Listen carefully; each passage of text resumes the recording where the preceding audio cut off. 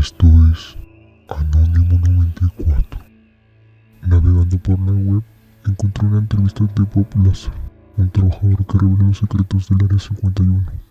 Si el video te gusta, dale like y suscríbete. Estaré subiendo más contenidos. A continuación, le dejaré el video. Nevada, la ciudad de los casinos, la ciudad de las 1000 luces y, como no todos saben, última frontera antes de un mundo lleno de secretos militares. Aquí comenzamos nuestra investigación, justo en el centro del misterio, ya que al otro lado de las montañas, al norte de Las Vegas, se extiende la base experimental de Nevada. Un mundo aparte rodeado por los confines más vigilados de la Tierra desde los tiempos del telón de acero. Aquí se trabaja sobre los ingenios nucleares, aquí se ocultó a nuestros ojos el stealth, y aquí se prueban aeromóviles aún más arriesgados.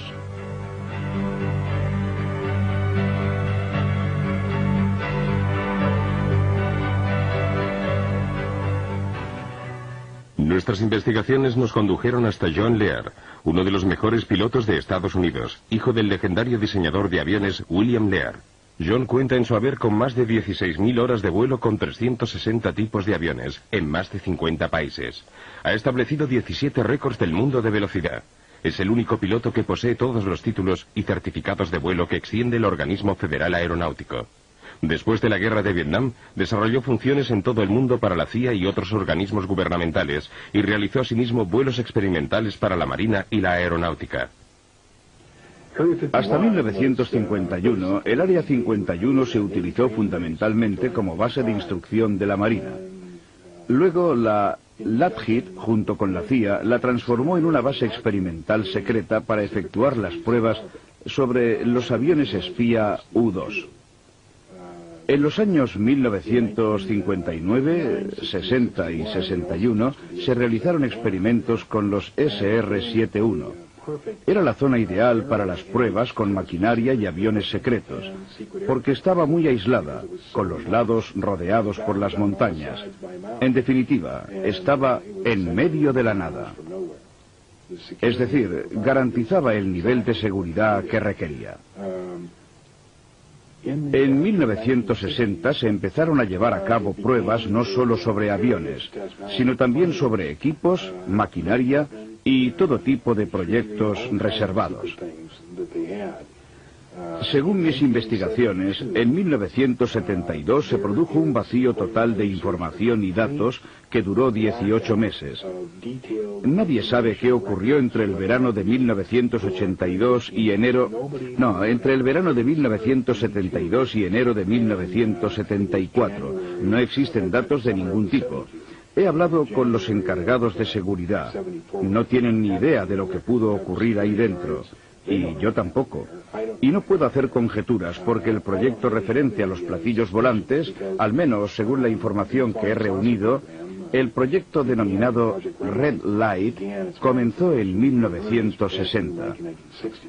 Habían tratado de poner en vuelo 2 o 3 naves, pero se produjo un accidente gravísimo, de modo que las operaciones quedaron interrumpidas durante varios años. Los vuelos de prueba se reanudaron posteriormente, creo que alrededor de 1980-81, siempre en esa zona. Puedo decirlo casi con certeza porque en ese periodo aumentaron drásticamente las medidas de seguridad. Al sur de Groom Lake, en el ángulo nororiental del centro experimental del desierto de Nevada, se encuentra el Papoose Lake, que es un lago salado donde hay una zona de alto secreto denominada Área S4, y creo que probablemente es allí donde se llevan a cabo los experimentos con platillos volantes. Entre mis diversas fuentes de información, la principal ha sido Bob Lazar, el cual trabajó sobre uno de los 9 platillos volantes allí custodiados. Aterrizamos en Groom Lake. Allí tomé un autobús hacia... No estoy seguro de la distancia, pero unos 25 kilómetros al sur, hasta una zona donde hay un lago salado llamado Papoose Lake. Y justo en la ladera de la montaña se encuentra el área llamada S4. ¿Qué sintió cuando entró allí por primera vez? Parecía todo muy militar, no un ambiente científico. Había muchos controles, con niveles máximos de seguridad. Se fuera donde se fuera, Había que ir acompañado de un guardia armado, incluso al cuarto de baño. Todas las puertas se abrían y se cerraban con una identificación magnética personal. Era un ambiente muy opresivo. ¿Cuántas veces tuvo que entrar en esa zona antes de poder ver el vehículo volador? Creo que 2 o 3. Quizá 2 días antes de poder verlo. ¿Qué sintió la primera vez que vio el objeto? ¿Qué sentí? Bueno,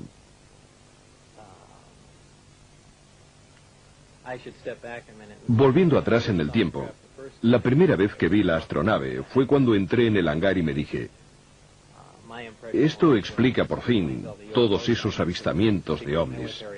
Es un vehículo militar secreto en fase de experimentación y ya está.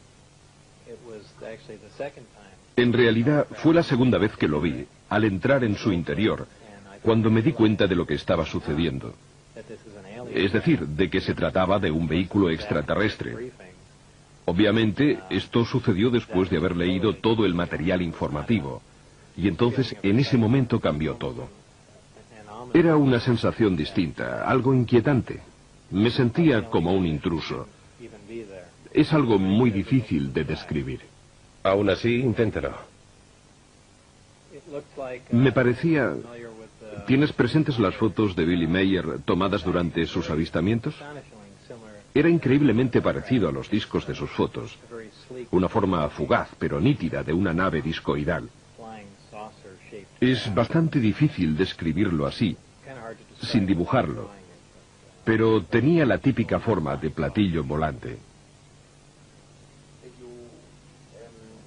¿De un solo tipo o de varios? En total había 9 platillos. Pero yo trabajé en ingeniería inversa solo con un objeto. Estaban en hangares separados y en cualquier caso eran todos visiblemente distintos. ¿Le dijeron alguna vez cómo habían sido recuperados por el Cuerpo de Inteligencia de la Marina? No, en absoluto. La gente ha sugerido varias hipótesis, que habían sido derribados o que habían caído, pero no parecían dañados y por consiguiente tengo serias dudas sobre dichas hipótesis. ¿Nos puede describir el interior? Es muy simple. Existe un solo color dominante, un gris peltre. El exterior es también de este mismo color. No tiene aristas. En el interior, todo el equipamiento tiene una forma redondeada, incluso los asientos y los espacios para los amplificadores. Es como si hubiesen sido fundidos y luego modelados con estas formas curvilíneas, incluso las uniones entre las paredes y el pavimento. El interior es esencial, muy abierto. El uso del espacio no parece en absoluto funcional. Hay 3 puentes. El más bajo alberga los amplificadores montados sobre bases móviles. En el puente central, desde donde se accede al interior de la nave, están los asientos y los amplificadores. Y luego está el puente superior, un sector limitado al que yo no tenía acceso, no sé qué podía haber allí. ¿En su opinión el vehículo era extraterrestre? Absolutamente sí, extraterrestre, no hay duda. ¿Por qué? En primer lugar, el objeto del proyecto era analizar la nave. Si se hubiera tratado de un aparato de Estados Unidos, no habríamos perdido tiempo en tratar de entender cómo lo habíamos construido. En segundo lugar, por las dimensiones del equipamiento interno, por el tamaño de los asientos y por los materiales utilizados, absolutamente desconocidos para nosotros. Y por último, por el carburante, el elemento 115, que en realidad no existe. Estos datos han de sumarse a las informaciones que me fueron facilitadas, en las cuales se indicaba claramente que se trataba de una nave extraterrestre. ¿Le dijeron cómo funcionaba el sistema de propulsión? Formaba parte de mi trabajo de ingeniería inversa, es decir, debíamos averiguar el funcionamiento del sistema de propulsión. Habían realizado ya algunos progresos, pero no sé exactamente desde cuándo se encontraba allí la nave, si llevaban 1 o 10 años analizándola. En cualquier caso, con pocos progresos. El sistema es impresionante. Está compuesto por 2 partes, los amplificadores de gravedad y el reactor que proporciona energía. El reactor funciona por aniquilación completa, alimentado por antimateria.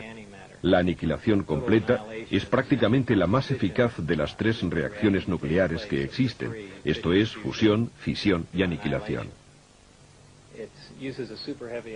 Utiliza un elemento muy pesado, el elemento 115. Esta sería su situación en la tabla periódica. En la Tierra este elemento no ha sido aún sintetizado. En mi opinión, en algunos sistemas estelares, esta síntesis se produce de manera espontánea. El elemento es bombardeado en un acelerador de dimensiones extremadamente reducidas. Como consecuencia de ello, sufre una fisión espontánea y produce partículas de antimateria. Estas, gracias a un dispositivo termoeléctrico con una eficacia del 100%, interactúan con la materia gaseosa y se transforman en electricidad. Ahora bien, la primera ley de termodinámica viene a decir que la eficacia al 100% para cualquier dispositivo eléctrico es bastante imposible, ya que se producen dispersión de calor y otras pérdidas de esta índole. Pero yo, en este sistema, no las detecté.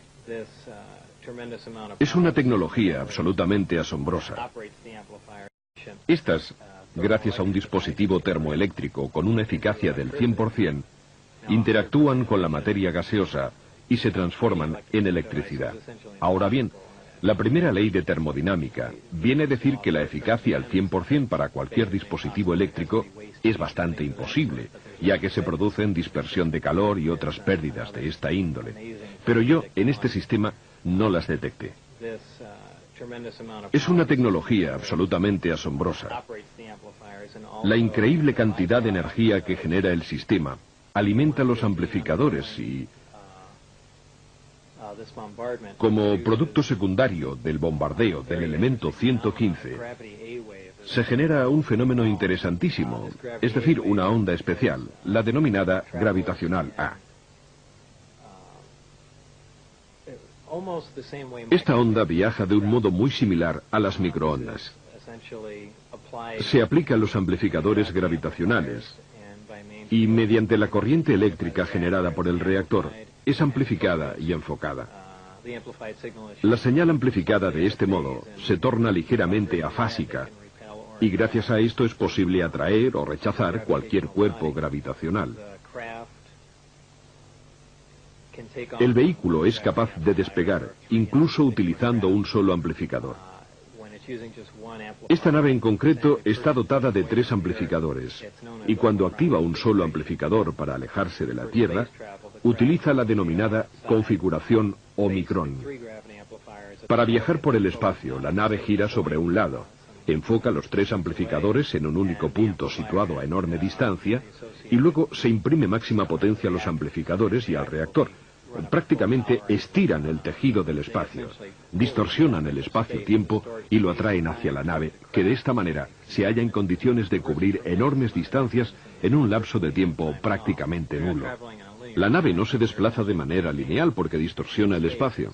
El propio tejido del espacio y por consiguiente también los campos gravitatorios y el tiempo están estrechamente ligados. Cuando se distorsiona un campo gravitatorio, se distorsionan también el espacio y el tiempo. Estas son cosas que sabemos desde hace tiempo, solo que no contamos con la posibilidad de comprobarlas. Aparentemente esta civilización las ha llevado a la práctica. ¿Y ustedes han conseguido alguna vez poner en vuelo alguno de estos vehículos? Se realizaron muchos ensayos, pero no fuera de la atmósfera. Eran vuelos cortos, a baja altura. De hecho, eran objetos de un valor inestimable, y no era intención de nadie correr riesgos inútiles o destruirlos a causa del campo gravitatorio terrestre o por volar a cotas demasiado elevadas. Pero asistí a varias pruebas fuera del recinto de seguridad. Y en una ocasión lo vi todo a no más de 30 metros del vehículo. ¿Cómo maniobraba el objeto en vuelo? Era muy silencioso. Se elevaba generando un pequeño silbido. La superficie inferior emanaba una luz azul, probablemente debida al altísimo voltaje generado. Poco después, a medida que ganaba altura, la luz desaparecía y parecía como si flotara suavemente en el aire para luego posarse sobre el suelo, todo de manera muy tranquila y casi en absoluto silencio. ¿Podría describir los documentos informativos que le fueron facilitados y su contenido? Se trataba de un gran número de documentos, unos 120 informes muy concisos. En realidad me daban una idea general de las demás investigaciones llevadas a cabo sobre el vehículo volador. Pero casi la totalidad de las informaciones, de los detalles técnicos, se referían al sistema de propulsión y de generación de energía, es decir, al campo en el que debería trabajar. También había documentos en los que se afirmaba que la nave era extraterrestre, y los informes de algunas autopsias no eran muy minuciosos, pues no había ninguna razón para proporcionarme información detallada sobre este aspecto, pero incluían fotografías. Para ser exactos, había 2 fotografías de un cuerpo extraterrestre con el tórax abierto, que albergaba un solo órgano que había sido extraído y seccionado. Desde mi punto de vista, no médico, parecía que este órgano debía de cumplir no una, sino varias funciones. Luego había otros documentos que describían los estudios metalúrgicos llevados a cabo en otras partes de la nave. En definitiva, eran cortos resúmenes del trabajo desarrollado por los diversos grupos y viceversa. Supongo que también ellos recibirían unos informes, breves relaciones sobre el trabajo desarrollado por mi grupo. ¿Indicaban el lugar de procedencia de los extraterrestres? Sí, el sistema Zeta Reticuli. No sé si la información se obtuvo de la propia nave o de mapas estelares o de instrumentos de a bordo. ¿Había información sobre esta civilización, sobre su historia o sobre contactos anteriores con el género humano? No exactamente. En ningún sitio podía leerse "fue así".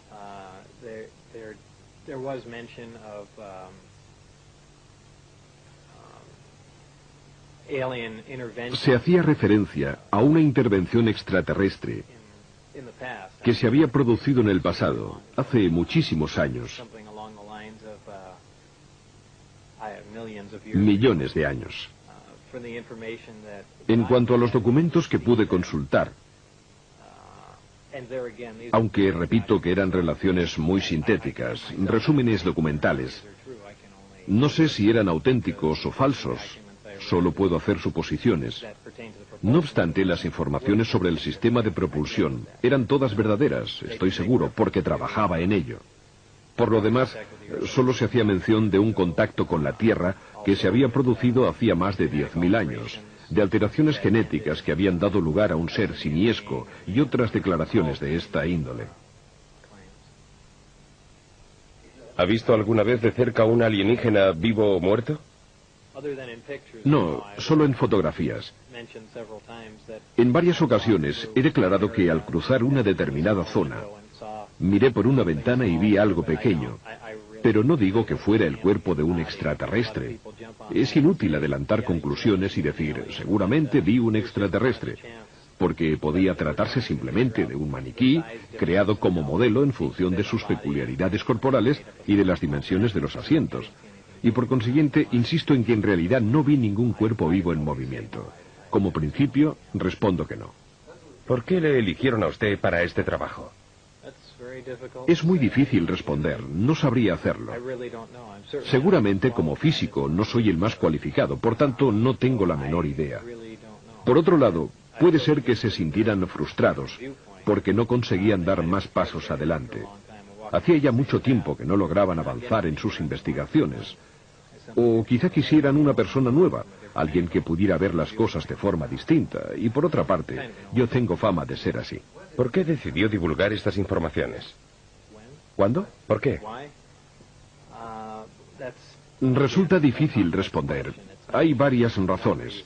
Por ejemplo, por las presiones que he sufrido. O por mi seguridad personal.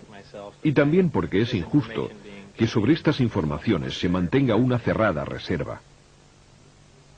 Después de que usted hiciera públicos estos datos, ¿han tratado de cerrarle la boca? De todas las formas posibles. Me dispararon al entrar en la autopista aquí, en Las Vegas. Algunos amigos míos han sido amenazados. Han perdido el puesto de trabajo. Ha sucedido de todo. Hemos descubierto que en los institutos donde decía que había estudiado no quedaba ni rastro de su presencia. Las empresas para las cuales decía haber trabajado anteriormente negaban que lo hubiera hecho, y en particular el Laboratorio Nacional de Los Álamos, que era el punto crucial sobre el cual se fundaba toda su credibilidad. Pensamos, si conseguimos probar que trabajó allí, querrá decir que en algún sitio debió de estudiar, porque allí no aceptan al primero que llega. Y si había trabajado en el Laboratorio Nacional de Los Álamos, en algún proyecto secreto, era posible que fuera aceptado para trabajar en algún otro programa secreto, como por ejemplo el S4 en Papoose Lake. Sin embargo, en el Laboratorio de Los Álamos seguían negando que Bob hubiese trabajado alguna vez para ellos, y su obstruccionismo era total. No respondían a nuestras llamadas telefónicas ni a nuestras cartas. Era como si quisieran impedirnos que siguiéramos adelante. Al final, en cualquier caso, conseguimos reunir algunos indicios que probaban que Bob había trabajado allí. Por ejemplo, los boletines internos del laboratorio lo incluían como físico. La guía telefónica interna indicaba que era un empleado del laboratorio. Hemos hablado con varias personas que trabajaron allí con él y nos han confirmado que Bob intervino en proyectos clasificados, que era un físico que estuvo allí. ¿Qué os convenció de que el azar decía la verdad? No estoy seguro al 100% de que todo lo que nos ha contado sea verdad, ya que como periodista debo siempre ser escéptico, al menos en parte, pero se me ocurren un par de cosas. Primero, que Bob siempre ha contado la misma historia, la que me contó a propósito de su experiencia en el centro S4 en nuestro primer encuentro, y es la misma historia que sigue contando todavía hoy. Lo más importante es que Bob ha tenido problemas judiciales, y para muchas personas esto ha significado perder completamente su credibilidad, mientras que el tribunal no ha cambiado ni una coma de la versión de Bob. Y solo cuando los magistrados trataron inútilmente de comprobar su currículum, solo entonces se decidieron a condenarlo. Bien, mi respuesta al tribunal fue: bienvenidos al club. Tampoco vosotros lo habéis conseguido. Bob se jugaba al menos 60 años de cárcel si no contaba en los tribunales la verdad sobre su currículum, y la versión que dio era idéntica a la de la primera vez, y es la misma de hoy en día.